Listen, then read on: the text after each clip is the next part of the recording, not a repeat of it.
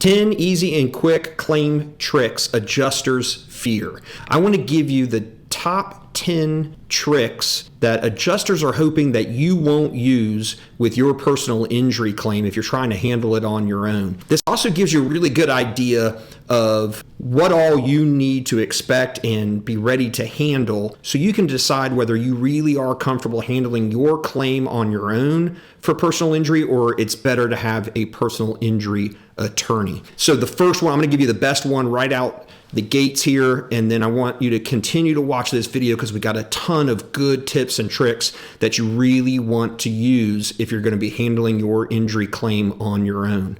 So the best one I can give you is do not believe everything the adjuster says. When you are not representing yourself, they are going to try to take advantage of that. And they do it in a couple of different ways. It's not necessarily outright lying about anything. Most of these adjusters are good people. They're just trying to make a paycheck, put food on the table for their family. They're ordinary people like you and I.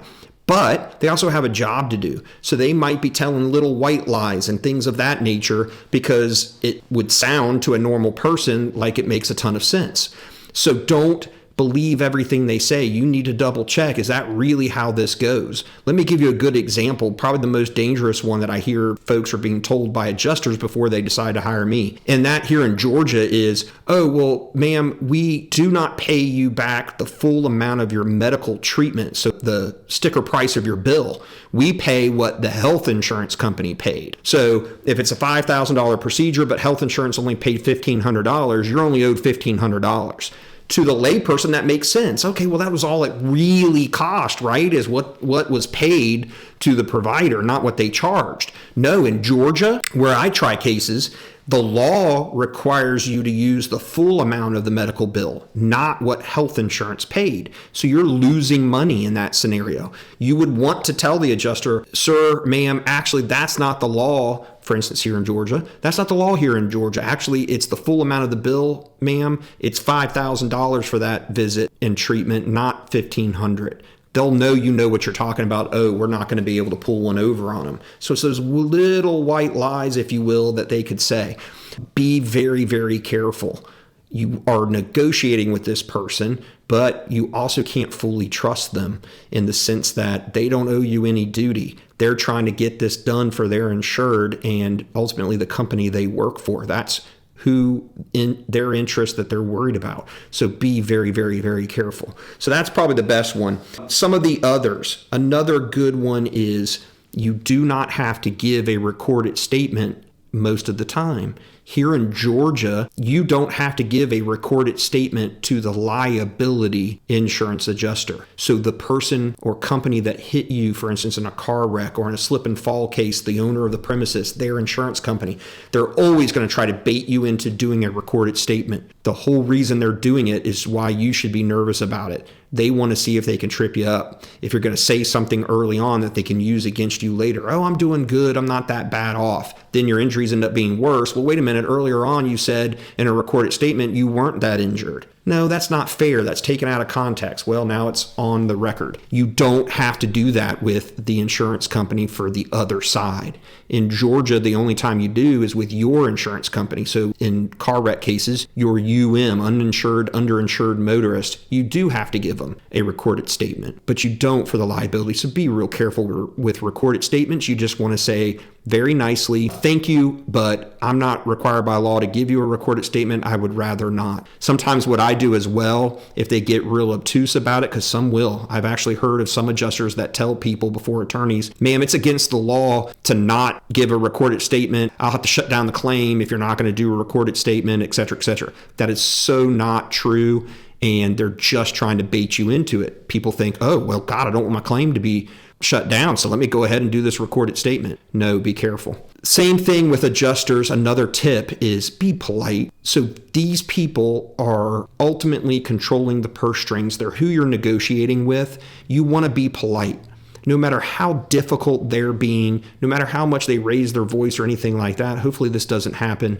You just want to remain calm. Be patient, be nice. It always helps. At the end of the day, they're making decisions. Now, in the current setup Most of this is computer models and things like that, giving them numbers. They got managers telling them don't offer over XYZ, but there's oftentimes some human element to it, and the adjuster has some leeway. And I've heard multiple times from defense counsel all the way to adjusters in cases saying, look, sometimes we will just give a little bit more money to someone if they're really nice or we really liked them. We felt bad for them. That's that human connection and that human element of a case. So always just end up being nice. Being mean is not going to get you anywhere. Now, being nice doesn't mean don't be a pushover. Again, remember the other rule. You want to not trust them fully, assume they may not be telling you everything, but again, at the same time, be nice. You want to listen. That's another tip. Listen fully to what the adjuster is saying, because they may give you some evidence. They may tell you something while they're talking about how much they're willing to offer that actually ends up being good evidence for you. I've had it in plenty of cases where I'm just chatting, I'm doing that being nice to the adjuster, we're talking about the case in general, and they slip and they tell me something and I'm listening and I'm going, ooh, okay, they just admitted that their insured was on the telephone at the time of the wreck on the cell phone. Oh, that's good. I didn't know that. Or in a slip and fall case, oh, she just made a comment that, yeah, we've dealt with this problem before. Didn't realize she said it maybe. I'm making a note of that. This has happened before. Big evidence in your case. So you want to listen. Even if you don't like what they're saying, just be quiet. Let them finish their sentence. You never know. They may give you something that's very, very helpful. Another tip is keep your file organized. You want to have all your medical records, your bills. You want to have a chart of all of your bills. Bills are the biggest thing for an adjuster. So if you're dealing with the adjuster, you need to know down to the penny how much your treatment cost per provider and be prepared for that. So you want to be highly organized in anything that you do when handling your claim. That goes to the next tip, which is being prepared. Again, by being organized, you should know and be able to look at very quickly if it comes up, how much were the charges for this place? How much are my bills? What is the total for my lost wages? How was that broken down? When did I go to this provider or that provider? You want to have that ready. You want to know it. You want to be prepared before you speak to an adjuster at any point. They're not a friend, so don't just pick up the phone and start talking. Prepare, look at the file for a few minutes first, then call the adjuster. You want to be ready because things come up in conversation. You know what? Listen, this is where I'm valuing it at, but I had a question, Ms. Smith, on this date when you went to this orthopedist, I don't have the record for that. So, what was that about? What was that treatment? You want to have that record there and be able to say, oh yeah, on that date, here's what I went in for. It was right after I was done with physical therapy. And so it was a follow-up regarding physical therapy. That way, boom, you can give it right to them. This helps speed up the case. Some of the others that I wrote down, you want to know your numbers. Know them by heart almost. Have them in a chart that you can pull up quickly. That's a really big one. Get all of the documents to your adjuster. Everything moves on documentation. Photographs, video, records. If it is something important for the value of your case, there better be a record of it. And get it to the adjuster. Why? Because if they don't have it in a record, they're not going to be able to value it. Good example, future treatment costs. Oh, I need to have a surgery and it's going to cost $20,000. You better have an estimate that says $20,000. Because what happens with adjusters is it's almost like dealing with the federal government.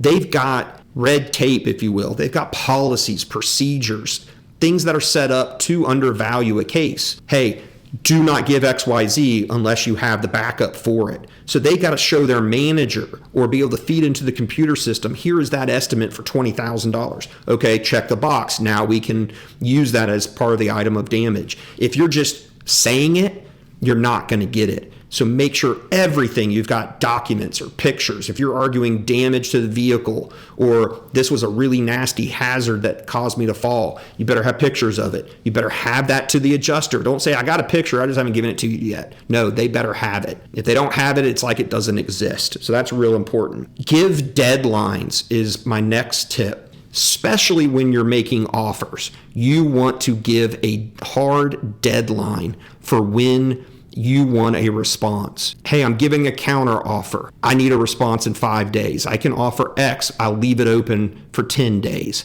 Give them that information. They got to have it. Very, very important. And my final tip, respond quickly. Adjusters are inherently slow. They're going to take their time. It takes a while.